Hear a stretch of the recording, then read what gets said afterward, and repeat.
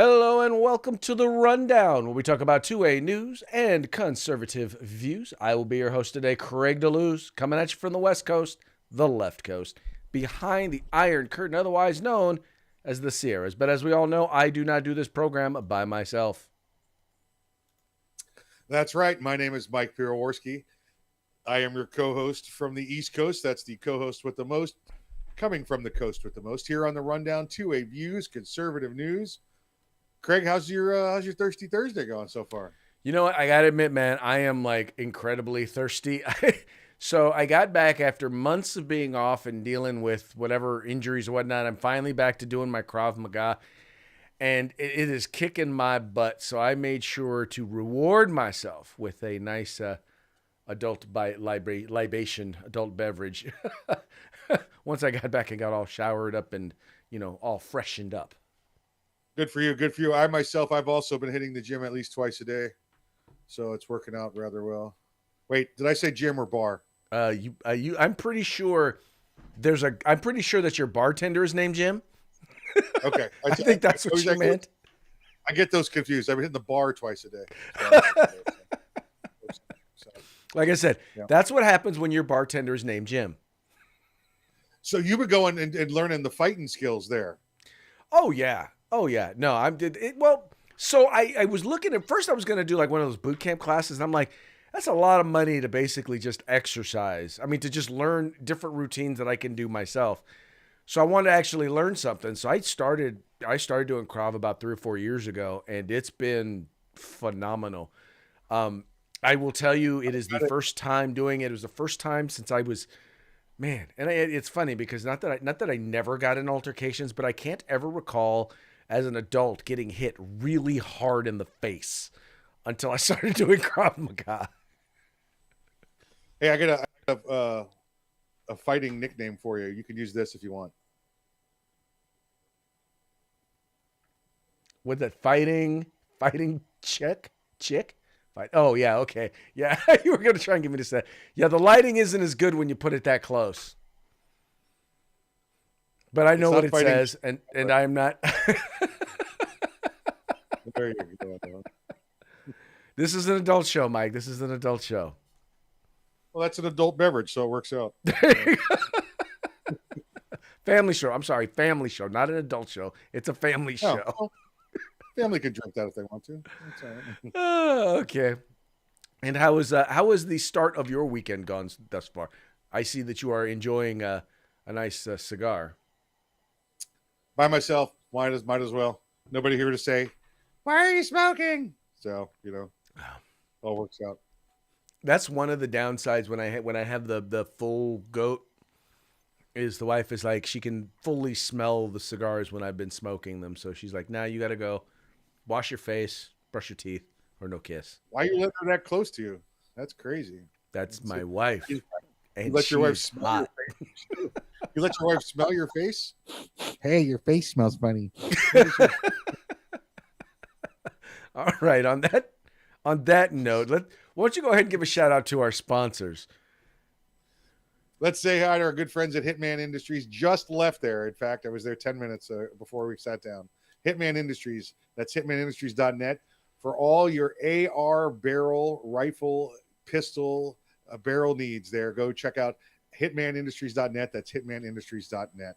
California Republican Assembly fighting a good fight behind enemy lines. Now you could be part of California's future today. Hog Holsters. That's helping America wear guns. So if you want an awesome tactical concealed holster, go to hogholsters.com. That's HAWG holsters.com. And if you want some field gear, the best field gear around, go visit our friends at uscombatgear.com. That's right, folks. Look, these are our sponsors. They bring us to you so that we can bring you to them. Do them a favor. Do us a favor. Do yourself a favor. Go and visit them. You'll find the links to their websites in the description of this program. So it's real simple. All you got to do is click on it. Check them out. You're going to like what you see. Spend some money with them and make sure you tell them it was the guys over at the Rundown that sent you. Also want to encourage, if you haven't already done so, please make sure, like, share, subscribe. Let your friends know. This is the place to be every weekday to talk about the issues of the day and get them from a common dude's perspective. whether we're talking guns or we're talking politics from a conservative perspective. Make sure you're letting folks know this is a place to be. We have tons of different ways in which you can watch or listen. We don't care how you partake. We just care that you partake. Yes. Do what he said to do. Do all of that stuff and partake. Do it. Do it now. Partake. Okay. Partake. All right, let's go ahead and get into today's topics. We're going to start off with the FB and the I, or the Department of Justice.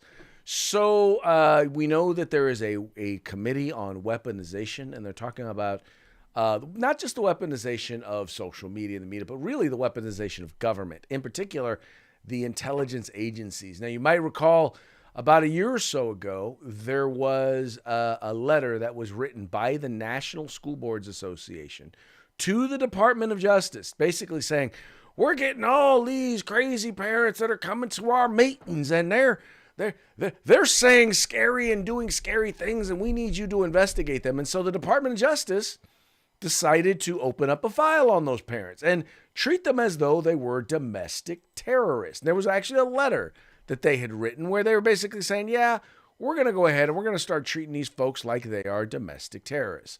Well, let's see. The Weaponization Committee there in the House, which is a subcommittee of the Judiciary Committee, basically has looked into the investigation of dozens of parents. And basically, the only thing that these parents really did was criticize. All they really did was criticize the school board. Well, with that, though, they then in turn wound up being investigated as though they were domestic terrorists. And according to the Federalist, the House Judiciary basically has found that the DOJ had no legitimate basis. Now, not only did they not find anything, but they had no legitimate basis by which they should be investigating these parents as domestic terrorists. But according to the Biden administration, let's be clear, if you disagree with them, you are a white supremacist, you are a bigot, and you therefore should be shut down, if not imprisoned. And that's pretty much the Biden policy, right? It is, Craig. And then, before I jump into it, every time we say the FBI, ever heard anybody ever say the FBI, and including in my many, many years in law enforcement, anybody ever said the FBI, the voice I hear in my head is Aretha Franklin from the Blues Brothers when she says, there's two white guys out here dressed like they're from the FBI. That's the voice I hear. That's the voice I hear in my head every time somebody says FBI. All right, so we may have to pull that video just for that whenever we talk about the FBI. It's the FBI, she said it like that. Yeah, listen, how horrible is this? We knew this going into this. We knew that, as the former president said, that the Department of Justice and the FBI had been weaponized against conservatives. And I mean, we're not talking just people that were out there as political operatives, those that were opponents to the left. You're talking about parents of school children that disagreed or were clearly voicing their opinions at a government function, right? School board meetings, right? Of what their opinions were of what was being taught to their kids. This wasn't, I don't like what you're teaching my kids, we're going to burn your school down. It was nothing like that. This was, we don't agree with the policies that are being taught to our children, and we want more say in the policies that are being taught to our children. Boom. A weaponized FBI and a Department of Justice labels them as domestic terrorists. We should be ashamed of it, folks. You know what that is? That comes under one word: tyranny. Oh, that's exactly what it is. You're going to have to forgive me for a second because for some reason, my video tain't working. Oh, well, I know what you look like. There we go. My video is back. There we go. Well, but that's what it is, though. And this is, by the way, and I want people to understand that fascism is when you have combination of you have an ideology, a particular ideology that is being pushed and is being pushed in academia. It's being pushed in law enforcement. It's being pushed in media. It's being pushed in government. And that's what you are starting to see now in instances like this. And it is not a right-wing fascism like most people want to portray it to be. It is definitely a left-wing fascism that they're pushing. Yeah, left-wing fascism, tyranny. Craig, I got a big question mark where you would be. I like the question mark better, actually. I gotta say, I think it looks a little bit better on you. I'm not digging you, sir. I'm not digging that one. I'm not digging that one. Okay, why is this doing this? Anyway, we will figure it out. We will figure it out. In the meantime, Mikey will be. At least I've still got audio. By the way, folks, this is how you know that we are doing this program live. In case you're wondering, that's probably the best way for you to be able to tell that we are doing this program live. And it's funny because Mike right now is like mouthing like he is pretending to be me, and that's okay because yes, so Craig's video is not with us, and there's a large portion of the country right now that they're okay with that. But we get it. But I'm the pretty one. Yes, you got all the beauty, and I got all the brains and the beauty, so it works out. So brains. You got the brains like in a zombie movie, man. Brain. You are what you eat, sir. You are what you eat. You are what you eat. Wow. So, okay. All right. Well, let's go ahead and move on to our. We'll move on now to our next story. Justin Trudeau. Now, this is an interesting one. So, Justin Trudeau has basically come out and said he was talking at a conference, and he's talking about AI, right? And in his speech, he's talking about non-diverse AI engineers may help develop evil algorithms. Let me play this video for you. Who knows? Maybe I'll get my video back after I'm done with this. But I think the folks doing the Webernets knew that I was going to play this, so they wanted to make sure that I couldn't play. They thought maybe I'd quit. But anyway, check out this video real quick. One of the advantages that we have in Canada around AI is the world has been looking to us and a few others to lead on the global partnership for AI. And what that is talking about the ethics of AI. Talking about, how do you make sure you're building algorithms that will teach themselves and move forward to think ethically and to not do too much evil, and how you frame it in the right way. But it's also about making sure that the people designing those algorithms are themselves representative of the widest possible swath of population and experiences. If you have a handful of non-diverse people designing a machine, no matter what they want to do, there are going to be biases and ways of thinking that slip into it. And the more you can ensure a bringing in of multiple perspectives and different experiences, the better, more likely you're going to be able to create something that is more suited to the kinds of challenges around the world. Canada is a place that is grounded in individual rights and freedoms, that recognizes how important diversity and the value of every individual is. Bringing that to bear as we help contribute to AI discussions around the world is a really, really important part. And it's one of the reasons why every time I go to visit an AI institute across this country, I see students from every corner of the world. And of course I asked them, so are you planning on staying in Canada? And some of them, yes, we love it here, we want to stay, please give me citizenship. I'm like, okay, I'll work on it. But the others are like, no, I'm looking forward to going home and bringing what I learned here. But I know that what they are learning here, the way they are working and the way they are learning and the society that they get to be part of is likely to help contribute to the kind of thinkings that we're trying to have around AI as a tool for good, and not just good for a few, but good for everyone. And that's part of the challenge. Thank you, Bruce. All right, so Mike, give me your thoughts on what he had to say right there. Well, Craig, I'm not even sure I know where to start. First off, the leader of a nation should not wear skinny clothes. I think that should be a rule. You don't get to wear the skinny clothes while you're up there trying to lead. Two, I don't think he's a real Canadian at all, Craig. He didn't apologize once for anything. and we all know that the national pastime of Canada is apologizing. 3, he covered individual rights and liberties. This is what he said. Canada is all about protecting individual rights and liberties. I guess just not firearms, right? We're going to take that away. I mean, oh, yeah, that's right. We have kind of taken that away from everybody in Canada. So no individual rights and liberties if it involves protecting yourself and your family. And 4th, pretty sure the AI he's referring to was the Haley Joel Osment movie. I don't remember anything he said else in there that would make any sense whatsoever.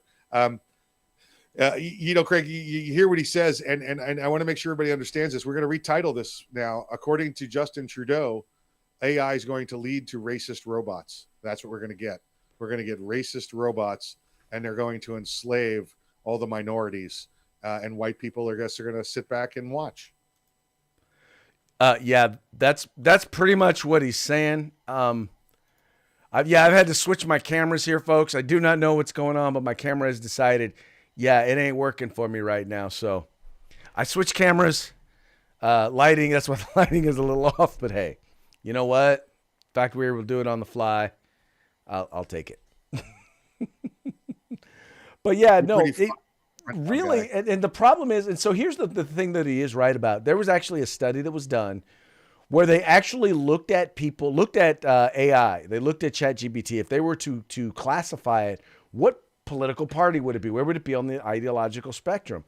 And because most of the media sources that it pulls from tend to be left of center, and because the engineers who tend to work on ChatGPT tend to be left of center, what they're finding is ChatGPT or the AI is basically turning out to be left-wing liberal. And you know that, for example, if you put in things like, if you ask it to write something negative about men, right? It'll say something along the lines it'll write negative stuff about men.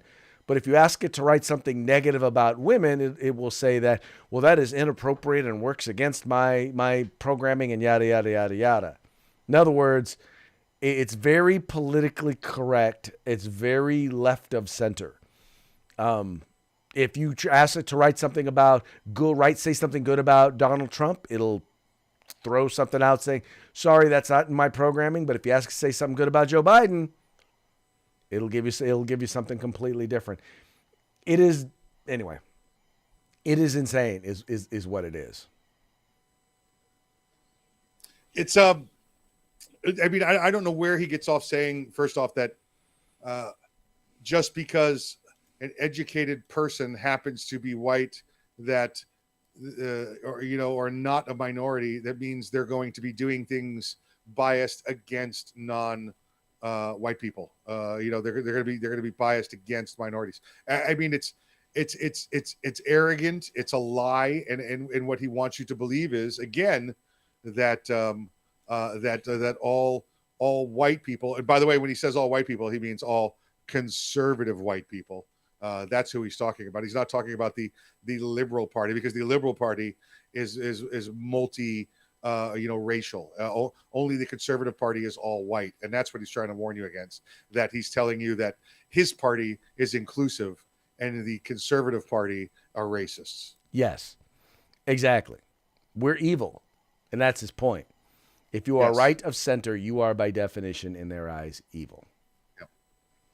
Enough said. All right, moving on to our next story.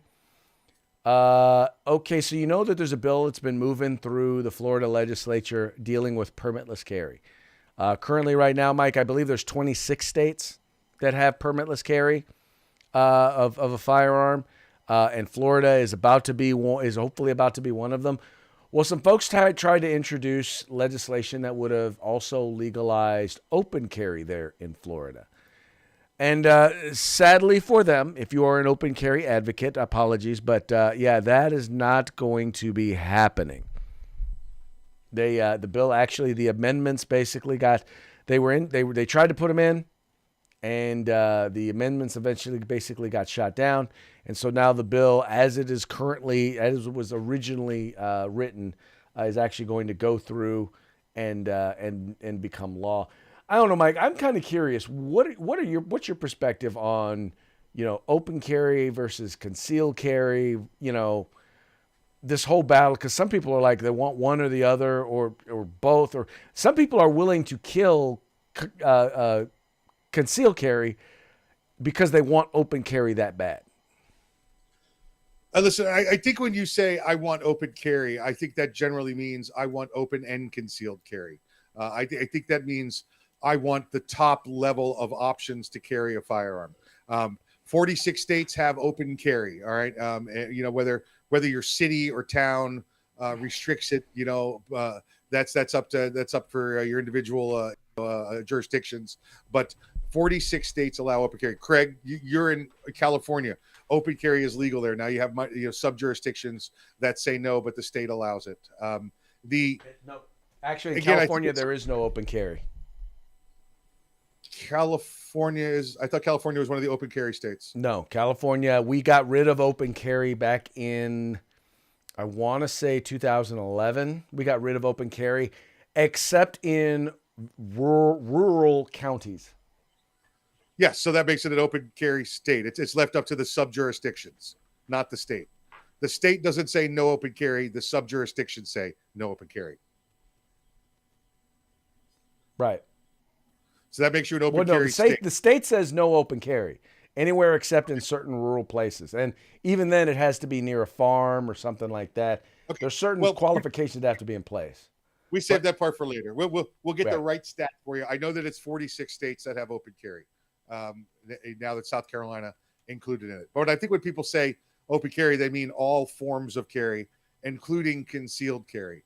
Florida, we have concealed carry, but it's permitted. So this bill started out trying to get permitless concealed carry, which only means, again, let me clarify this for everybody. If you're not qualified to carry a firearm today, when permitless carry comes in, you still won't be allowed to carry a firearm then.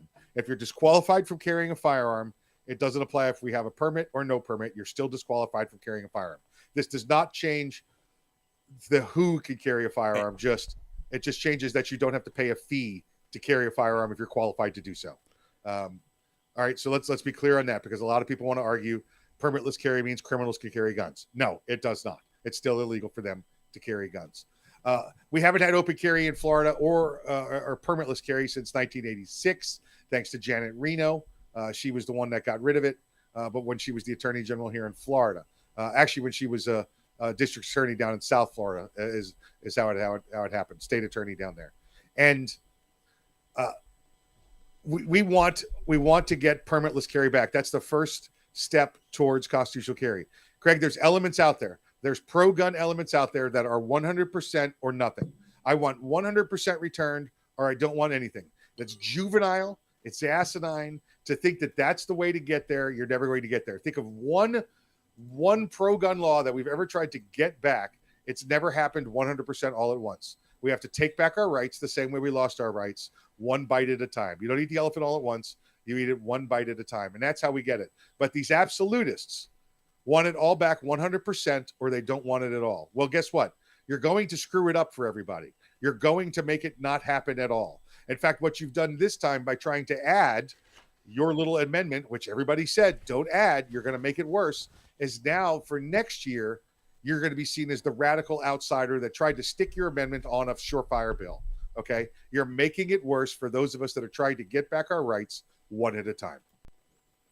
Well, exactly. No, Mike, you are 100% correct. And that's the thing is, we have to start to learn things like incrementalism. Like you said, we got to work on getting our rights back one right at a time, and not so much worry about trying to get them all back right away, all right now, because legislatively that doesn't happen. Now, it doesn't mean that you can't go after that in the courts, but that's a whole different ballgame. Right now, we're talking about legislation.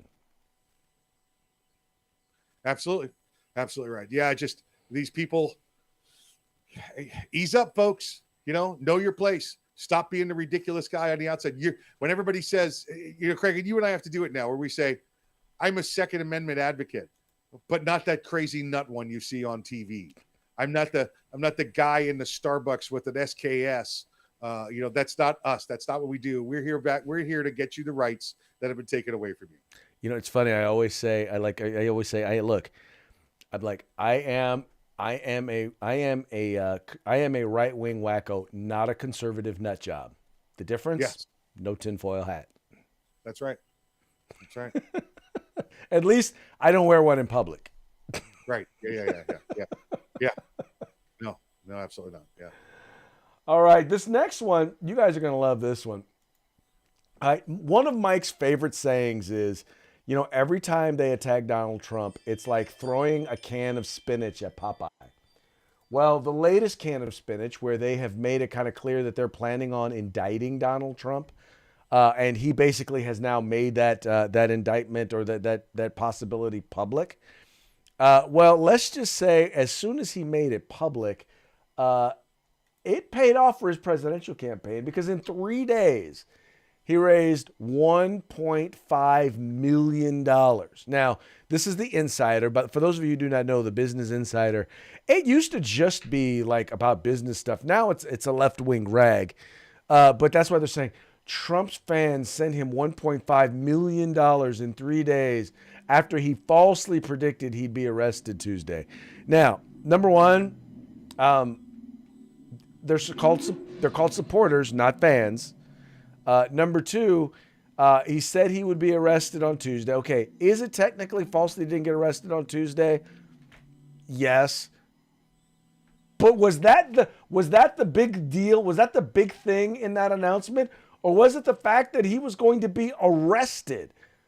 Wasn't that the thing that was the big deal? I think that was the big deal thing. And listen, he only went with Tuesday because that's what the left was predicting. It's not like Trump did his own research and calculated how fast an indictment would occur. It's because the news coming off the Hill was Tuesday, expect indictments. Yeah, it just beyond idiotic. It is beyond idiotic that folks are coming at stuff like that. Yeah. Oh, and let's be clear. It's not the Hill that was doing the indicting. That was coming from the Manhattan District Attorney's office. But the people on the Hill, the anti-Trumps, those were the ones predicting it. Yep. Sure was.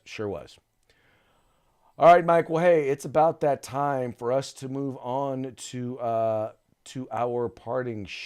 not parting shots. Yeah, it's time for parting shots. And so we're going to go ahead and introduce our parting shots, brought to you by Hog Holsters. That's helping America wear guns. You can get your Hog Holster today using the discount code The Rundown.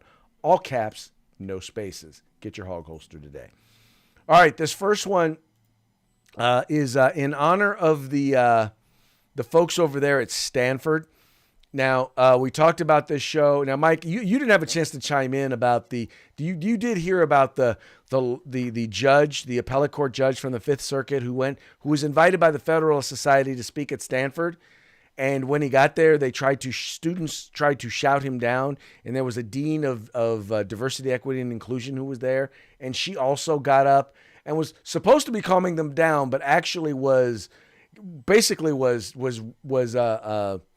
preaching at him about how hateful he was and how wrong it was for him to be there. Well, and then the university dean or the dean of the law school sent up an apology letter. And then, Mike, then the students went and they plastered her class with posters. It was all bad. Are you familiar with the incident? I am. Okay. So then this is basically from Stanford. And this has got, as you can see, the dean of diversity, equity, and inclusion standing there in front of the Stanford logo, which has a tree that looks like it's dying. It says Liberty on it. It says Stanford Law School supports diversity, equity, and inclusion, but only with views that agree with us. And it's a little there. It's got a little sign that says "Free Speech Zone" with mark through the free speech. I don't know. I didn't get to hear what you had to say. What do you think about that whole thing? Hey, go back to that picture real quick. Is that Rachel Dogzeal or whatever her name is? Dolezal? No. This lady is well, I'm not even going to get into it. She's definitely looks a lot like that picture. We'll put it that way. Gotcha. Okay. Is she doing shots? What is she holding in her hand there? Is that like a cup of flan? What is I she doing? cannot tell what that is in her hand.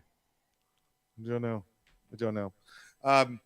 Yeah, he just ridiculous. I hope the judge actually got to have a few words, and maybe he just got up there and just started chanting like "Make America Great Again" or something like that.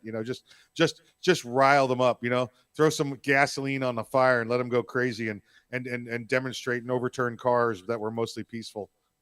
Hopefully that's what happened. What she actually did was, after they protested her class, she actually sent out a 10-page memo basically to all of the students, and it was listed as required reading, basically explaining to them why the heckler's veto is not free speech. And she really reamed him a new one. Yeah. Well, poor her. So it must hurt her, especially with the upcoming election. She'll be one of the people on the TV crying. Yes, most likely she will. Yeah. All right, so Mike, this next one is, they've come up with a new technique on how to conduct psychological warfare with American troops. You might have seen this one. This might have been a part of your recent military training. It says, instead of traditional warfare, Chinese military will now be trained to shout wrong pronouns at American troops. Yeah, that's pretty funny. That's Babylon B. Babylon B. Yep. You know what I did see this week, Craig? I don't know if you saw this, that what the population of China is something like 1.3 billion people. But this year, that the population actually went down by over 700,000. Wow. Over 700,000 the population went down in China. And the number one cause of death there in China? Protesting. There you go. Yeah. Well, and it's, they are suffering. They are going to be suffering because they are going to be dealing severely with population decline, because they basically killed off generations of young girls. And so they don't have enough people to procreate. And so they're not having kids. They're not having kids there in China. And it's going to create a real problem for them, because having the sort of social welfare system that they have, it's dependent on the young people kicking in. All right. I'm thinking with 0.3 billion, they got a little time to recover if they want to. They got a little time, maybe a little. All right. This next one has to do with, you've heard of, when we talked about this before, what is it? ESG investments, which is basically environment, social justice, and governance. Basically, it's woke investing platform, and this is basically how that is going to affect banks. As you can see there, you have the high priest, Joe Biden, cracking open or sacrificing the piggy bank. And then you got the little Democrat there standing next to him, who's standing guard in case anybody wants to get in their way.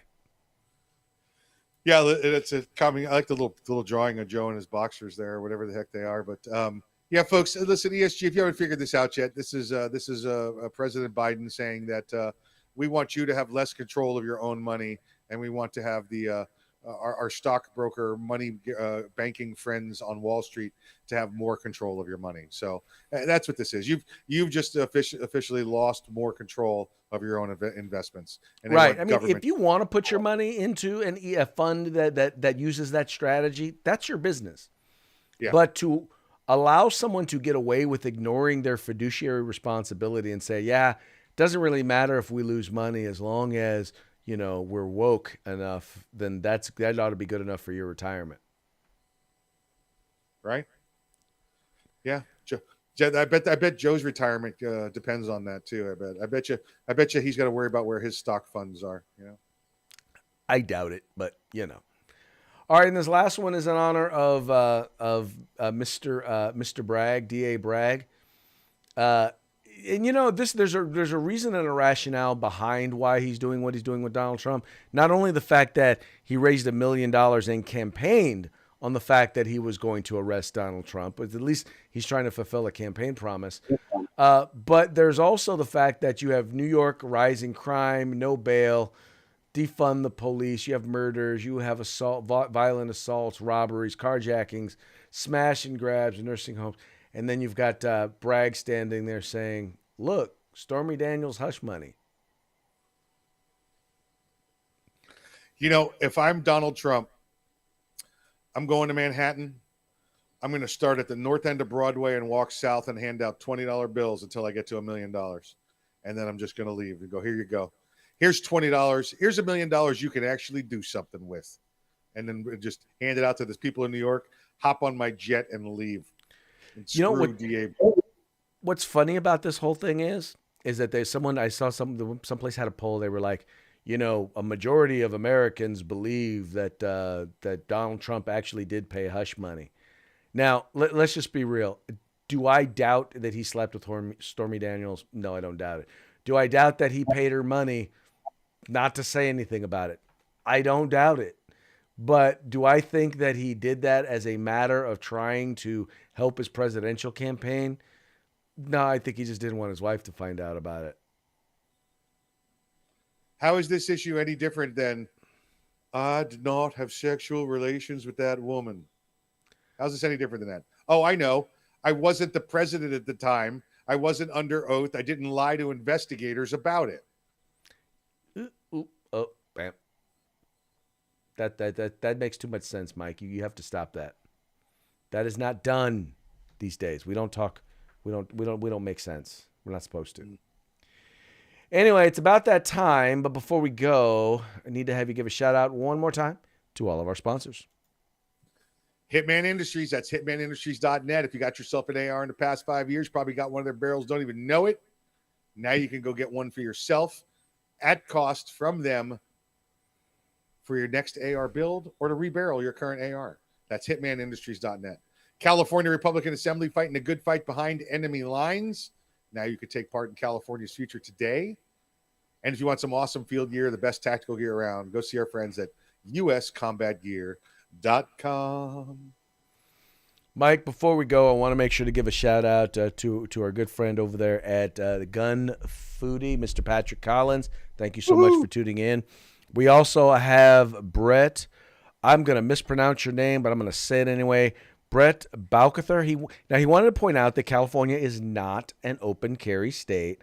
And I made sure to comment back to him what the law actually is. So he knows that while we are not an open carry state, there are carriers in California where you can open carry. So just wanted to let you know that, but I wanted to thank you guys for tuning in, and I want to thank you guys for commenting. Please make sure to continue to tune in and remember to tell your friends. And on that note, we're going to go ahead and call it a day. We very much appreciate you tuning in. We appreciate you liking and sharing the program and encouraging your friends to do the same. We will be back tomorrow on Feedback Friday, live on Friday. Call it Friday Afternoon Live. Nah, I don't like that. Anyway, we'll talk to you guys later. You guys have a good time, and we'll talk to you mañana.